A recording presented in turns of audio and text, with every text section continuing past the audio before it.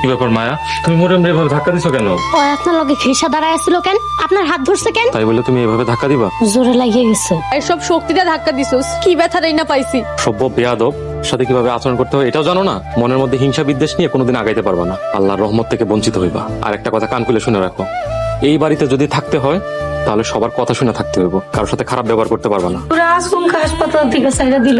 আমি তো মনে করছিলাম আরো 2-4 দিন ধরে রাখবো। মা, এমনটাই কথা ছিল।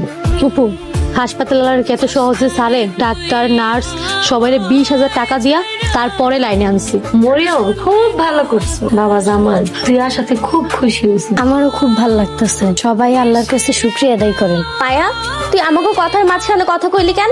তুই এখান থেকে যা। কেন আমি এখান থেকে যাবো?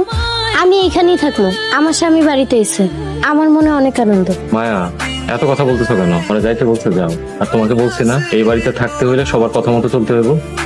ভাবি কি করো, চা বানাও? আমার চায়ের কাপটা দাও, আমি আমার নিজ ঘরে যাই খাই। সবার চামচামি দেখতে আর ভালো লাগে না, দেখলে আমার গা জ্বলে। স্বার্থের জন্য মানুষ কত রানি যে নামতে পারে। দেখো ওইদিকে সবাই যায় বড় বাড়ি তেল মারতেছে, চার বউ এই রান্না করে কাজের বেটির মতো চা বানাইতেছে। কি করুন ভাই কও, সবই কপাল। পরিয়ম বড় ভাই জানেন গা ঘেঁষে দাঁড়ায় আছে। আম্মাও কিছু কয় না, বড় ভাইও কিছু কয় না। তার মানে কি তুমি জানো? কি?